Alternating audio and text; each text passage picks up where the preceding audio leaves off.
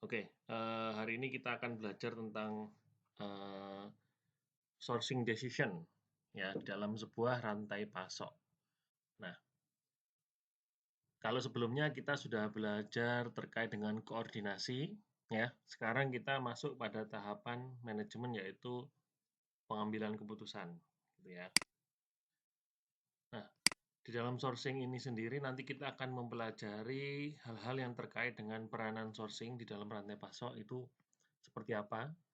Lalu kita akan mengevaluasi pilihan antara outsourcing ya versus dengan in-house. Nanti akan ada istilah itu. Lalu kita akan mempelajari terkait dengan cost of ownership ya atau TCO. Lalu terkait dengan bagaimana kita memilih supplier yang efektif, lalu merancang insentif dan mengelola resiko dan outsourcingnya.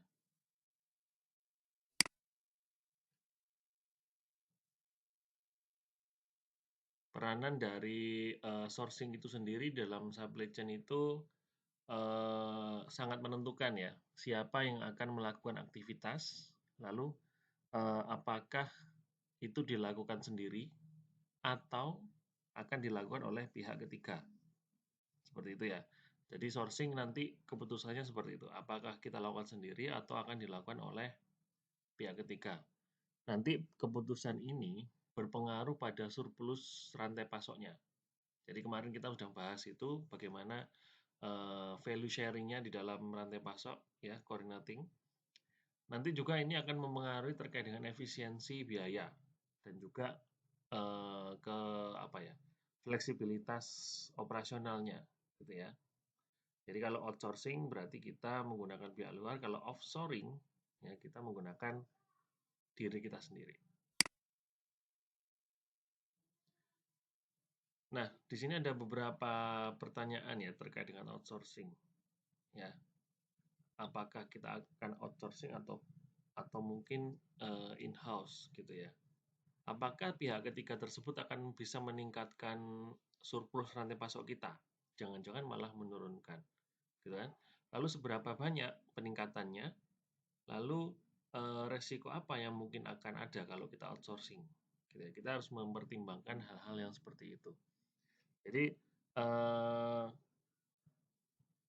kalau kita memilih in-house itu artinya nggak outsourcing, ya, maka aktivitas strategis perlu sangat dikontrol dengan ketat. Artinya controlling akan berada di manajemen kita sendiri. Tetapi kalau outsourcing, controlling akan dilakukan oleh pihak outsource, pihak ketiga, gitu ya.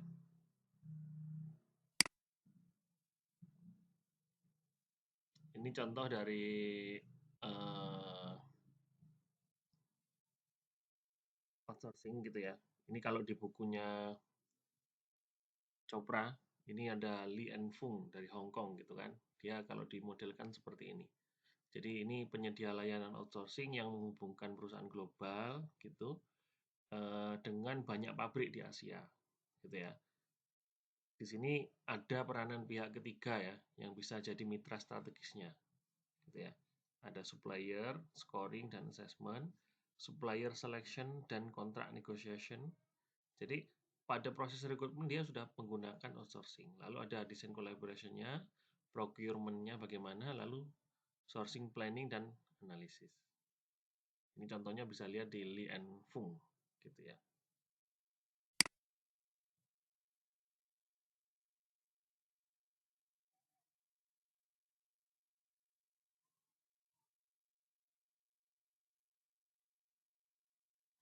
Nah, di dalam supplier scoring dan assessment itu tahapannya eh, supplier performance harus dibandingkan dengan basis data dari dampak dan biayanya.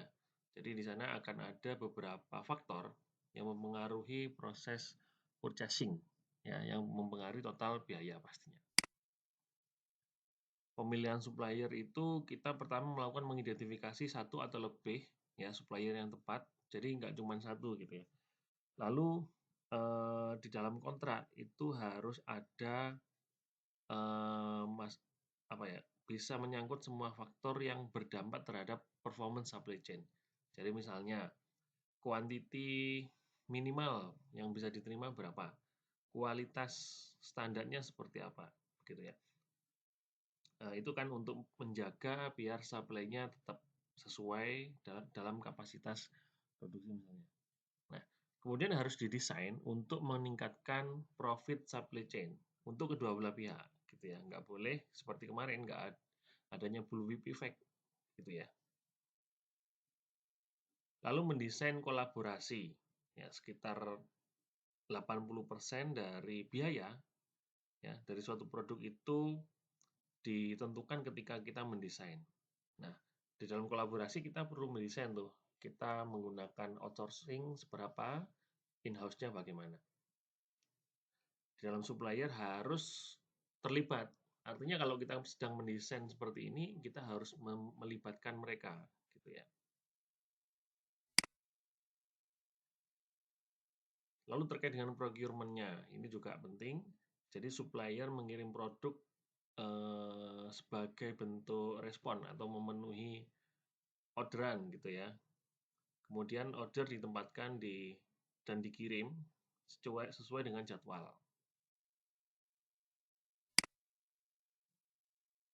Lalu melakukan planning dan analisis. Jadi menganalisis eh, spending berarti pengeluaran gitu ya di dalam semua supplier. Jadi kalau pakai supplier ini pengeluarannya berapa, pakai supplier itu pengeluarannya berapa. Lalu kita perlu mengidentifikasi peluang-peluang yang bisa menurunkan biaya. Jadi peluang-peluang kita perlu melihat nih, oh ternyata supplier ini kurang efisien, supplier ini suka telat gitu ya. Nah, maka bagian-bagian itu yang perlu kita tingkatkan agar biayanya bisa menurun. Gitu ya. Lalu terkait dengan biaya barang yang terjual atau di sini cost of goods sold gitu, COGS gitu ya.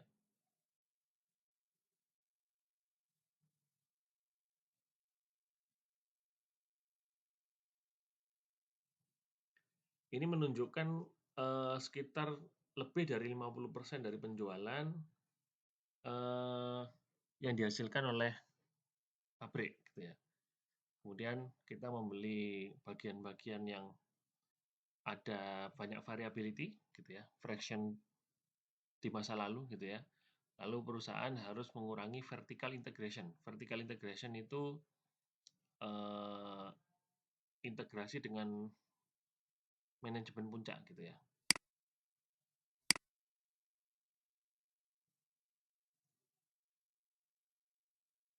Ini efisien ya. Bagaimana keuntungan kalau kita melakukan sourcing decision gitu ya. Jelas yang pertama ada secara ekonomik itu lebih baik gitu ya. Lalu lebih efisien secara procurement. Jadi teman-teman misalnya nih untuk karyawan yang biasanya sourcing itu kan outsourcing itu kan karyawan gitu. Kalau kita ngambil dari luar.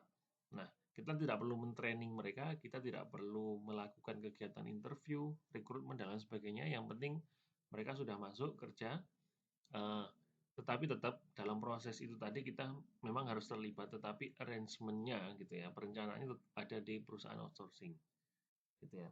Jadi ini kelebihannya kita bisa mendesain kolaborasi, eh, mendesain koordinasi gitu ya. Kita bisa sharing resiko gitu ya. Kemudian perusahaan bisa mendapatkan harga yang lebih murah gitu ya daripada kita in-house gitu. Oke, ini ada trade off gitu ya antara in-house atau outsource. Nah, kalau teman-teman punya perusahaan nih ya mau pakai in-house atau pakai outsource gitu ya. Oke, di sini untuk meningkatkan supply chain surplus kita bisa melalui beberapa hal ini ada ya. Kapasitas, inventory, transportasi, warehousing, procurement, informasi, receivable, relationship dan biaya yang lebih rendah dengan kualitas yang lebih tinggi.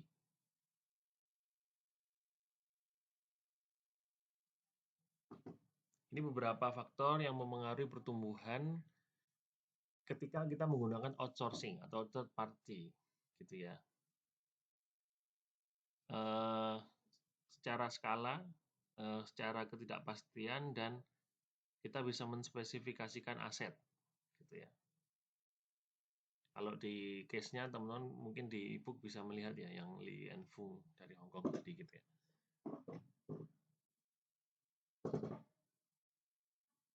Secara skala, dalam skala besar ya, outsourcing menggunakan pihak ketiga memungkinkan kita untuk mendapatkan skala ekonomi yang lebih besar, meningkatkan skala ekonomi dan meningkatkan surplus di dalam rantai pasok kita. Kemudian dalam konteks ketidakpastian, ya, ini membutuhkan variable overtime ya dari pihak ketiga bisa meningkatkan surplus melalui aggregation. Berarti kita harus tahu tuh ya apa yang dilakukan pihak ketiga walaupun kita outsourcing gitu kan. Kemudian menspesifikasikan aset. Jika aset dibutuhkan secara spesifik ya, kita bisa melakukan itu secara third party. Ya, artinya kita tidak perlu membeli aset. Apa? Contohnya untuk transportasi misalnya, untuk kendaraan gitu ya. Daripada kita beli kendaraan, lebih baik kita menyewa kendaraan tanpa kita melakukan investasi yang besar di awal gitu ya, tanpa kita melakukan kegiatan perawatan rutin. Ya kalau kita sewa kan perawatan dan lain sebagainya ada di pihak pemilik gitu ya. Nah, seperti itu.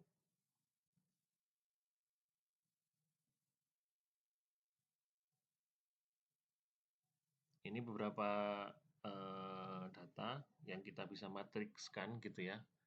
Di dalam ketika skala bisnisnya rendah, ya spesifikasi aset yang digunakan seperti ini ya.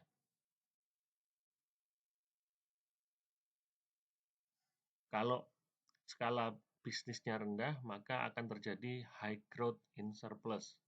Ya, ketika spesifikasinya rendah. Tapi ketika spesifikasinya tinggi, low medium. Ya, ketika skala bisnisnya tinggi, maka spesifik asetnya itu juga rendah ya di dalam pertumbuhan. Justru kalau spesifikasinya tinggi, nggak ada pertumbuhan. Nah, seperti itu. Kemudian terkait dengan demand uncertainty-nya untuk perusahaan, ketika uncertainty-nya tinggi, maka untuk perusahaan yang spesifikasi asetnya rendah, spesifikasi aset rendah itu berarti dia tidak sangat spesifik gitu ya. Pertumbuhannya menengah gitu ya. Kalau yang spesifikasinya tinggi, maka bisa tinggi. Oke. Mereka yang demand-nya rendah, ya, spesifikasinya bisa rendah juga. Ini resiko kalau kita menggunakan outsourcing atau third party gitu ya.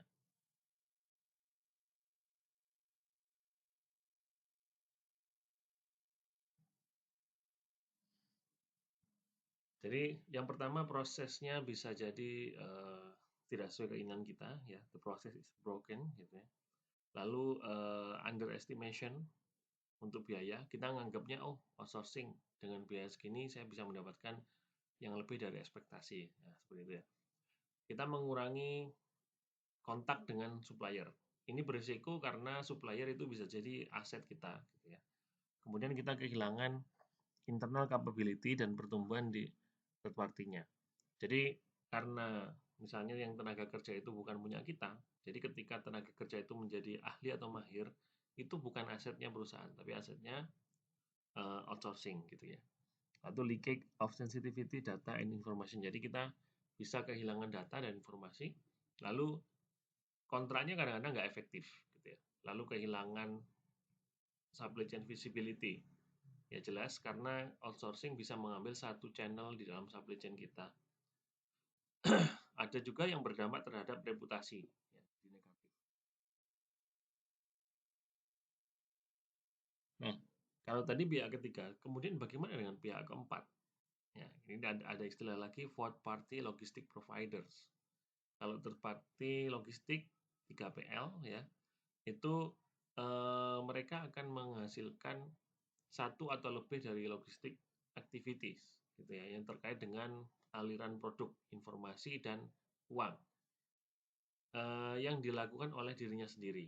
Nah, Kalau yang fourth party atau 4PL gitu ya, eh, itu mereka mendesain, ya, membangun atau dan juga menjalankan seluruh supply chain proses.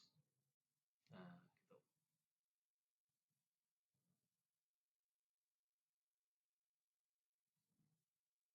Ini berdasarkan dari beberapa kategori terkait dengan bisnisnya gitu ya, transportasi, warehousing, information technology, reverse logistik, dan juga yang third party yang lainnya gitu ya. Teman-teman bisa perhatikan nanti dibaca.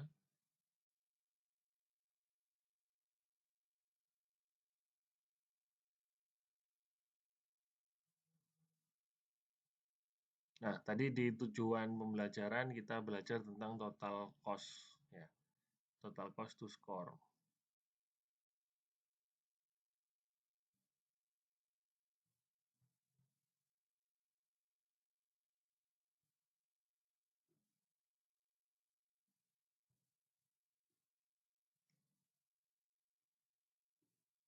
Kita di sini perlu melihat beberapa kategori performance-nya gitu ya untuk mengukur kinerja rantai pasoknya gitu ya. Harga dari supplier ya, terus harga dari aturan dari suppliernya seperti apa. Misalkan untuk harga supplier terkait dengan misalnya tenaga kerja, material, overhead, apakah bisa dihitung secara kuantitatif gitu ya. Misalnya nih, harganya ya. Ada nggak harga yang nggak bisa dihitung secara kuantitatif gitu ya. Nah, misalnya kemampuan eh, tenaga kerjanya, saya punya satu tapi dia mahir, dia sudah pengalaman, itu kan nggak bisa dikuantitatifkan. Yang bisa kan jumlah tenaga kerjanya, gitu ya. Kemudian eh, supplier terms, misalnya net payment, delivery frekuensinya, eh, minimum lotnya, gitu ya, biaya pengiriman, kemudian biaya pengudangan, biaya inventory, biaya pengudangan, lalu biaya quality controlnya, inspeksi dan lain sebagainya, gitu ya, reputation-nya, gitu ya, dan biaya-biaya yang lain. Nah, ini indikator-indikator ini kita bisa gunakan untuk mengukur kinerja rantai pasok dari uh, outsource kita, baik itu third party maupun fourth party gitu ya. Ini kita bandingkan berdasarkan biaya. Ya. Intinya kalau gampangannya begini, teman-teman sebelum mengambil outsourcing gitu ya, dibandingkan kalau saya menggunakan A bagaimana, kalau saya pakai B bagaimana. Biaya yang paling rendah itu yang bisa menjadi pertimbangkan.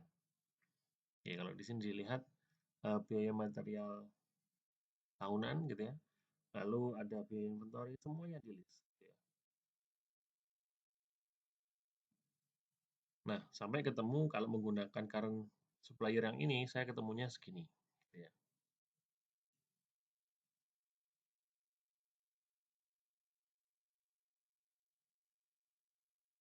Ini supplier yang lainnya, gitu ya.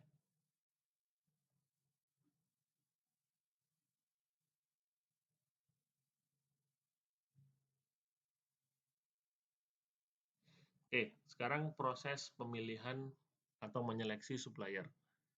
Kita bisa menggunakan auction dan negotiation. Auction itu apa? Auction itu lelang ya. Lelang artinya di situ nanti akan ada penawaran ya dari masing-masing supplier gitu ya. Yang umum ada dua ini ya strategi seleksinya ya.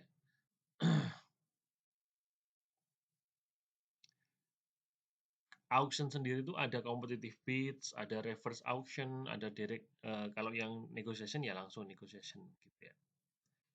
Ada macam-macam jenis auction di sini, ada seal bid, first price auction. Seal bid, first price auction ini berarti orangnya menawarkan harga yang tertutup, misalnya pakai amplop gitu ya.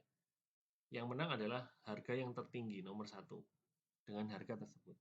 Kalau English auction sama Dutch auction ini nanti kita cari bersama. Kalau yang Victory auction, saya lupa yang English sama Dutch ini. Yang saya tahu yang Victory auction, yang second price auction ini Ini orangnya menang lelang dengan penawaran tertinggi, gitu ya. Tetapi harga yang ditawarkan, yang diperoleh adalah harga yang nomor 2. Jadi misalkan ada 10 orang menawarkan lelang, yang ini dapat memberikan penawaran tertinggi, ya, atau terendah sebaliknya gitu ya. Kalau kita mencari supplier berarti kan penawaran yang terendah, terendah. Tapi nanti orang ini akan dapat harga yang di atasnya setelah dia gitu ya. Harga yang lebih tinggi di atasnya gitu.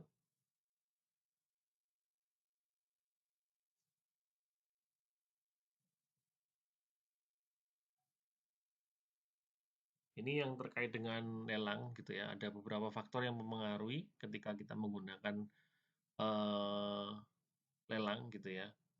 Kita harus memperhatikan apakah supplier itu tidak berdampak dengan faktor-faktor yang ada di apa peserta lelang yang lain gitu ya. Apakah supplier itu simetrik atau asimetrik ya.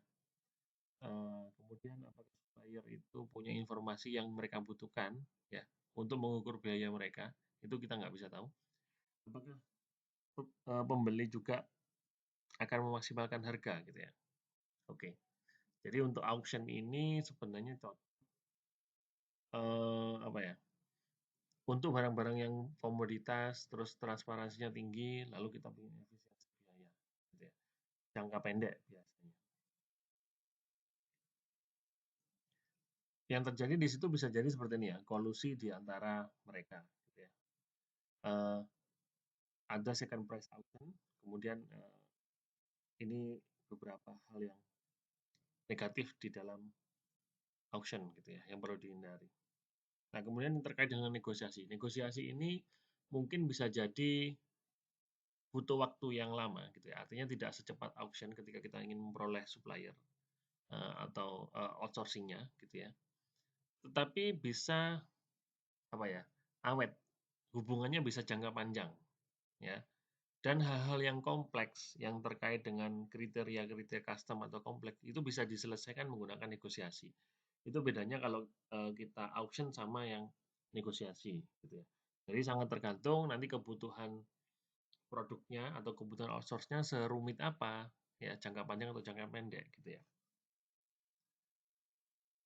Oke, terkait dengan kontrak, terus kemudian sharing resiko, kemudian terkait dengan performance supply chain, gitu ya. Kita akan membahas bagaimana kontrak itu berdampak terhadap profit perusahaan, kemudian profit keseluruhan di dalam supply chain-nya. Ya, apakah insentif di dalam kontrak itu bisa menyebabkan distorsi informasi, atau mungkin kontrak itu akan menyebabkan pengaruh ya terhadap performance dari supplier itu, ya dari supplier dari pengukuran yang dilakukan.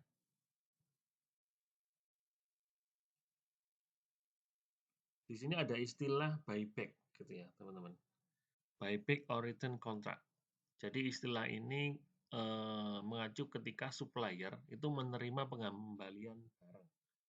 Jadi kan ada ya kalau kita beli apa baju gitu ya, kalau nggak laku bisa dikembalikan atau ditukar. Nah, itu namanya buyback. Gitu ya. Biasanya ada periodenya, retur gitu ya, boleh. Kemudian terkait dengan revenue sharing. Revenue sharing berarti supplier dan retailer berbagi pendapatan. Berbagi pendapatan. Jadi misalnya nih, yang dilakukan oleh GCP, Great Giant Pineapple gitu ya, mereka kontrak dengan petani pisang gitu ya. Petani pisangnya, eee, barangnya ini dijual nih sama, JCP misalnya, kemudian dapat ketemu hasilnya segini. Nah, itu dibagi dengan supplier. Kemudian quantity flexibility, ini memungkinkan penyesuaian pesanan. Jadi tidak harus pada kuantitas tertentu gitu ya, yang harus dipenuhi gitu ya. Mereka bisa berapapun saya terima misalnya begitu.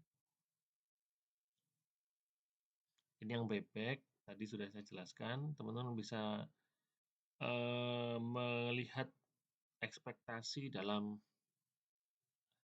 keuntungannya ya, seperti ini ya.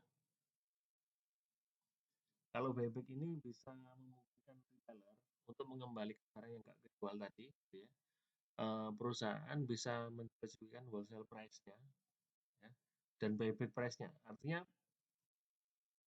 pembelian dan buyback-nya bisa berbeda harganya. Biasanya buyback-nya akan lebih murah daripada harga ketika wholesale, gitu ya. Kemudian perusahaan bisa salvage itu apa? For setiap unit di dalam retailer.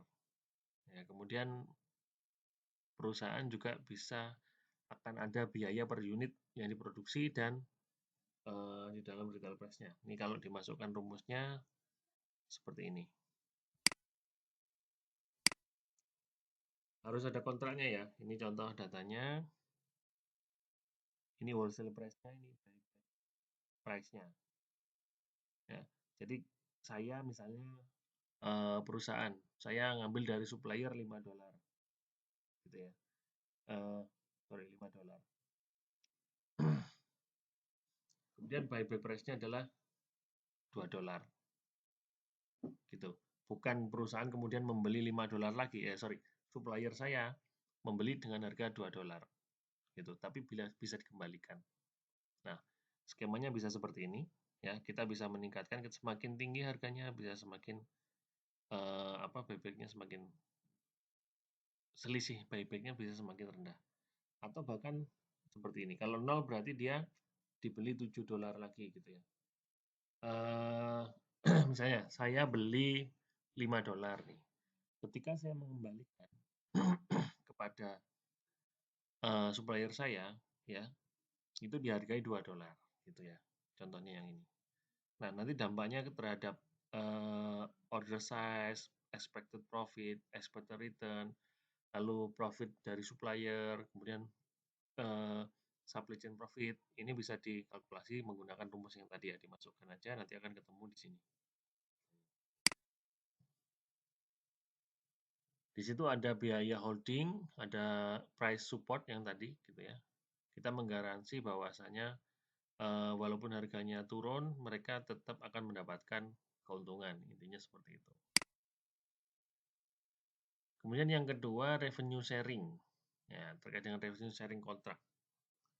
Ini manufaktur atau perusahaan men-charge atau mengenakan biaya ke retailer, ya, yang belinya sedikit, ya, dan biaya yang berbeda untuk yang dan memberikan revenue, gitu ya.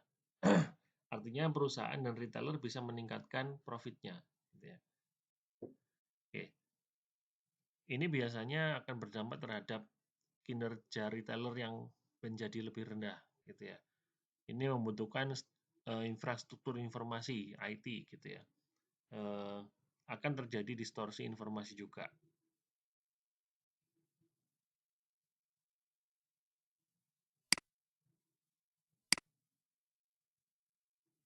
Kita bisa menghitung profit yang diharapkan gitu ya menggunakan persamaan ini, gitu ya.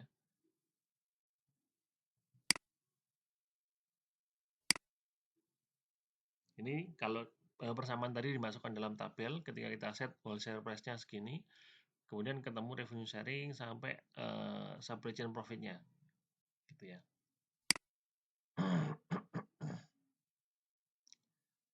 Oke, kemudian yang ketiga terkait dengan strateginya yaitu quantity flexibility contract. Jadi memungkinkan penyesuaian pesanan. Ya, ini mengizinkan pembeli kita untuk memodifikasi order ya dengan batasan tertentu gitu ya. Kemudian eh, penting untuk di-matchingkan gitu ya antara supply dan demand-nya. Jadi data demand forecast di sini sangat penting gitu ya. Lalu meningkatkan keseluruhan supply chain profit di dalam supplier. Menurunkan level distorsi informasi. Jadi informasi harus benar-benar akurat.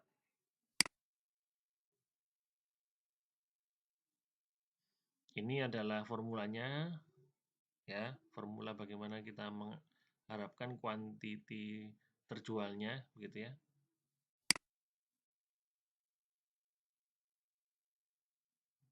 Ini expected profit dari manufacturer, ya.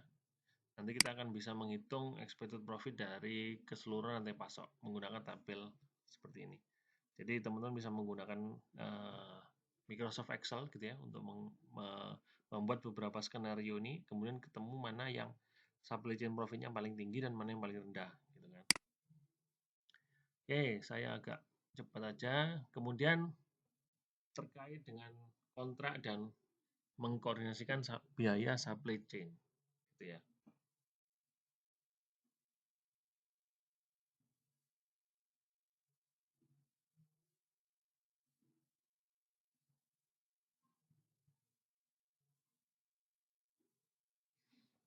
Perbedaan biaya antara penjual dan antara pembeli dan supplier itu bisa menyebabkan keputusan yang meningkatkan supply chain ya, total biaya di dalam supply chain.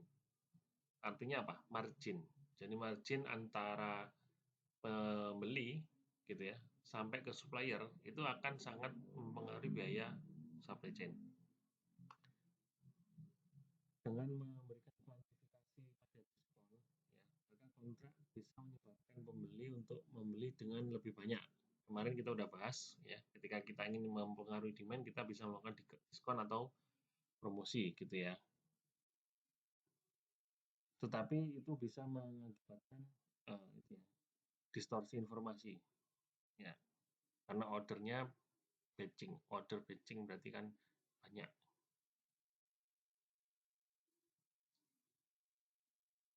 Kalau modelnya model keagenan, jadi kontrak akan meningkatkan effort dari agen. Ya, di dalam beberapa rantai pasok, agen-agen ini akan bertindak apa? Memiliki effort gitu ya, yang berdampak terhadap reward. Karena mereka ingin mendapatkan reward. Ya, ketika mereka mencapai target tertentu, mereka berharap mendapatkan reward. Oke. Kita bisa menerapkan two-part tarif gitu ya.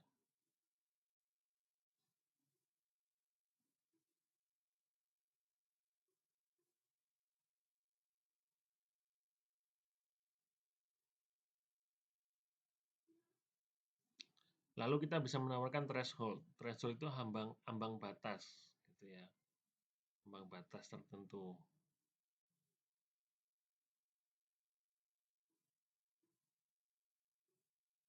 Oke, kontrak bisa menginduksi kinerja ya atau pengembangan gitu ya.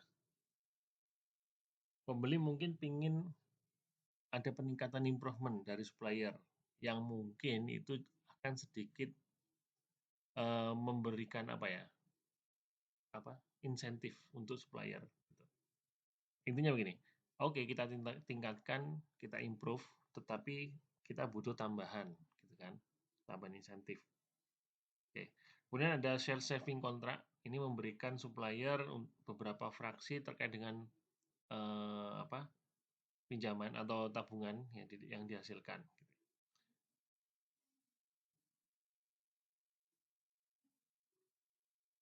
Oke, mendesain kolaborasi. Jadi 50-70% itu diberikan untuk pada proses procurement di dalam perusahaan. 80% biaya itu untuk purchasing. Ya. Kemudian kita perlu mendesain kolaborasi dengan supplier biar apa? Terjadi penurunan biaya, ya, peningkatan kualitas dan penurunan waktu perjalanan ke pasar, gitu ya.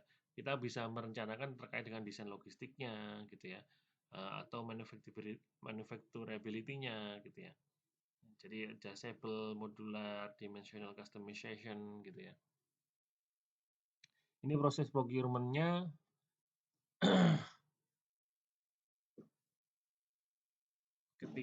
proses ini terjadi ketika supplier mengirim produk ya sebagai bentuk respon terhadap orderan kita. Di sini ada direct sama indirect material. Tuh.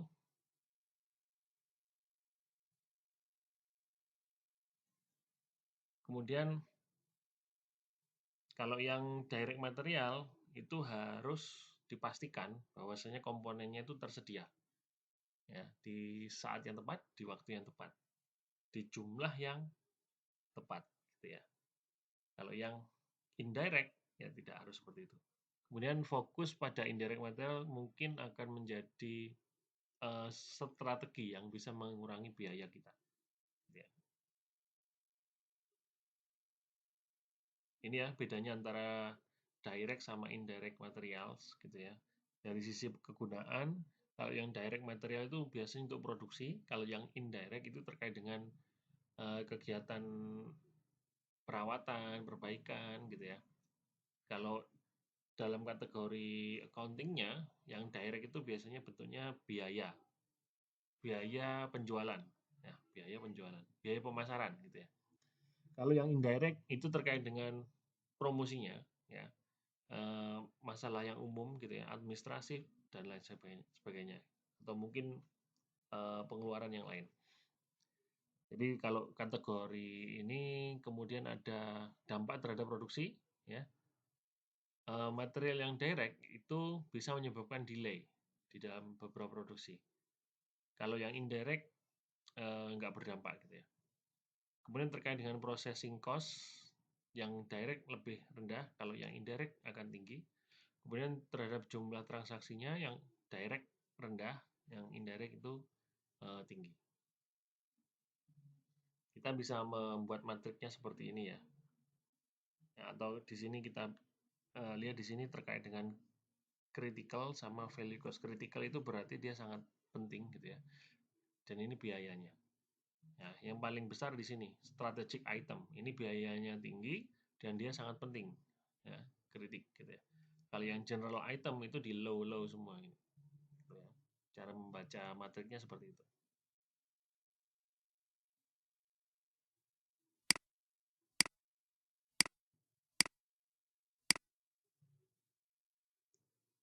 Kemudian kita mendesain sourcing portfolio. Kita bisa menyesuaikan terkait dengan ini ya. Untuk mendesain portofolio kita, kita bisa menyesuaikan terkait dengan jenis produk kita. Ya, kita perlu melihat strateginya seperti apa. Kemudian kita cari bottleneck-nya apa, gitu ya. Di mana, gitu ya. Oke, kemudian kita juga perlu lakukan segmentasi itu, ya di dalam di sini, gitu ya. Kemudian lokasi, kita mau onshore, near shore, atau offshore, gitu ya.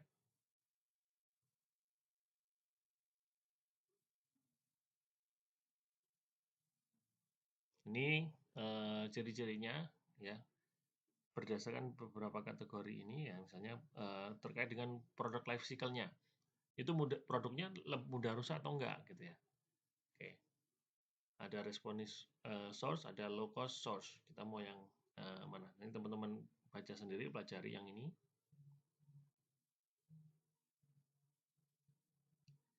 Ini terkait dengan lokasinya, onshore, nearshore, atau offshore, gitu ya.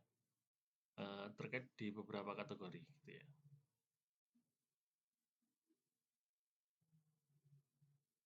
Oke, terkait dengan resiko, manajemen resiko di dalam sourcing, ya. Di dalam sourcing ada beberapa tiga, ya setidaknya ada tiga resiko ini. Pertama, ketidakpastian permintaan. Yang kedua, keterlambatan, ya. Keterlambatan pengiriman. Yang ketiga, fluktuasi biaya, ya. Lalu kehilangan intellectual property, ya itu juga mempengaruhi ya.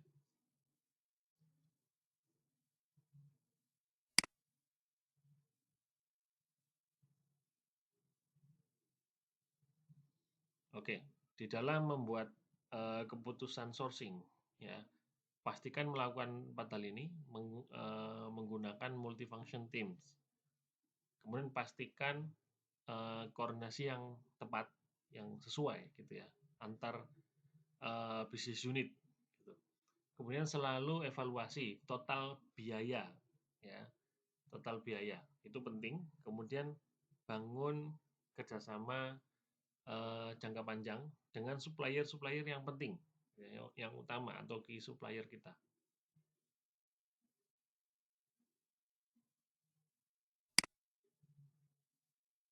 Oke, jadi di dalam sourcing ini kita memahami bahwasanya eh, peranan dari sourcing di dalam supply chain itu cukup vital gitu ya. Itu karena sangat berpengaruh langsung terhadap profit gitu ya. Kemudian apa, faktor-faktor yang berpengaruh tadi banyak terkait dengan strategi, ada 3 strategi tadi ya. Kemudian beberapa resiko tadi udah kita bahas gitu.